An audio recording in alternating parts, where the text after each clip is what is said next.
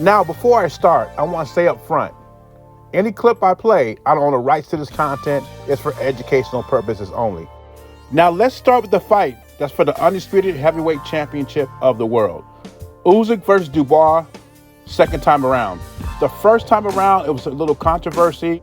Was it a body shot or a low blow? Dubois' team say Usyk went down on a body shot and it should be counted as a knockdown. Usyk is saying it was a low blow. The referee agreed with Alexander Usyk and he labeled it as a low blow. And later on in that fight, Daniel Dubois was stopped by Usyk. He gave up. And Usyk is going for the trifecta. He beat Tyson Fury twice. He beat AJ twice. Now it's Daniel Dubois' turn. But Daniel Dubois and his team think it's going to be different this time. Triple D is on a 3-fight winning streak, and all those fights were stopped or knockouts. He knocked out Herkovich.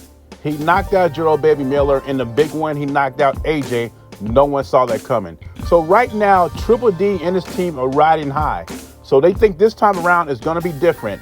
And if he beats Usyk Saturday night, he will do something that Tyson Fury couldn't do, Anthony Joshua couldn't do, and Deontay Wilder couldn't do.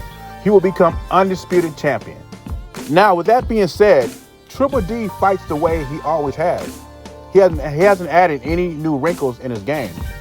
The only thing he brings different into the Usyk fight than he didn't do in the first fight is confidence. I think Triple D will give a valiant effort, but I'm going to go with Usyk to win again. I think Usyk, once again, will frustrate him, then stop him later on in the fight. But then again, this is the heavyweight division. One punch could change everything. And boxing is the theater of the unexpected, so anything can happen. I didn't expect Triple D to beat AJ, but AJ is not Usyk. So that's my prediction. I think Usyk stops Triple D late. Now let's talk about Manny Pacquiao against Mario Barrios. The last time we saw Manny Pacquiao, he got schooled and looked old against Yordenis Ugas. And Mario Barrios beats Ugas. I know the triangle theory doesn't work in boxing, but I'm just saying, 4 years ago, we saw Manny Pacquiao. He looked old in the fight, and he hasn't been looking good in his exhibition fights. So, to me, Mario Barrios is the favorite to win this fight. He's in his prime, not elite, but he is in his prime, and Manny Pacquiao is 46 years old. If Manny Pacquiao does win, he'll be the oldest welterweight champion in history. And like I said, the last fight he was in against Yordenis Ugas, and that was 4 years ago when he looked old.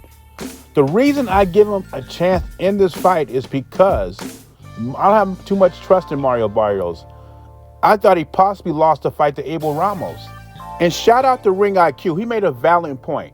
You know, Manny Pacquiao wins this fight. He wants to fight Gervonta Davis, and that's a big money fight. And Gervonta Davis may be pulling out the Lamont Roach fight because he's waiting. He wants a big money fight. And the Jake Paul fight is off the table because he got busted for that domestic violence. And there's no big supporter of women's boxing than Jake Paul right now. Look at his stable. So this fight's up in the air to me. Mario Barrios should win the fight, but if Manny Pacquiao wins, it's a lot of big fight opportunities for him. He could fight Mayweather too. They're talking about that already. He also could fight Brian Norman. Brian Norman's another guy that wants to fight. And also Tank Davis. So it should be very interesting. I think Turki Al-Sheikh has a couple of words for us. Take it away, Turk. So I'm going to be honest with you. I really love that news that broke a few months ago, maybe a year ago, when you offered David Benavidez the Crawford fight. I really wanted that fight. I hate that it was a catchweight that David couldn't do.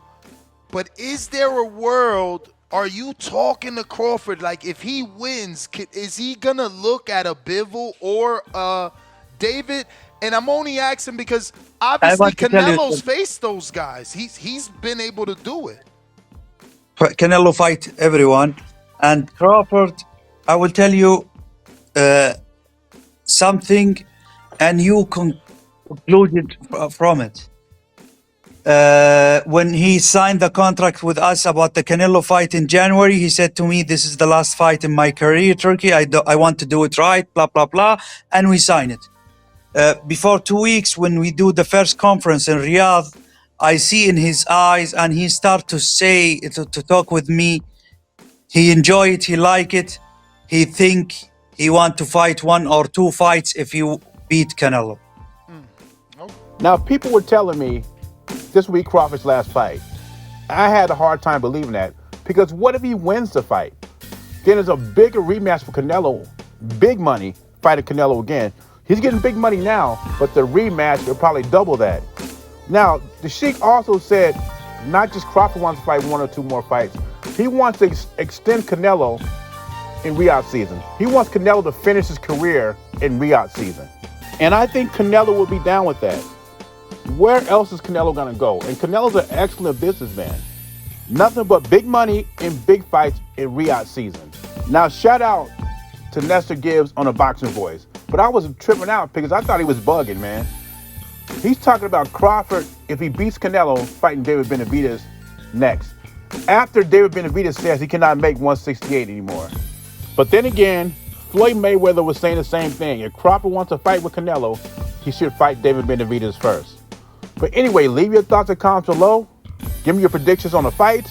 And what do you think about Nestor Gibbs talking about Crawford versus Benavidez if he beats Canelo? Beezy, I'm gone.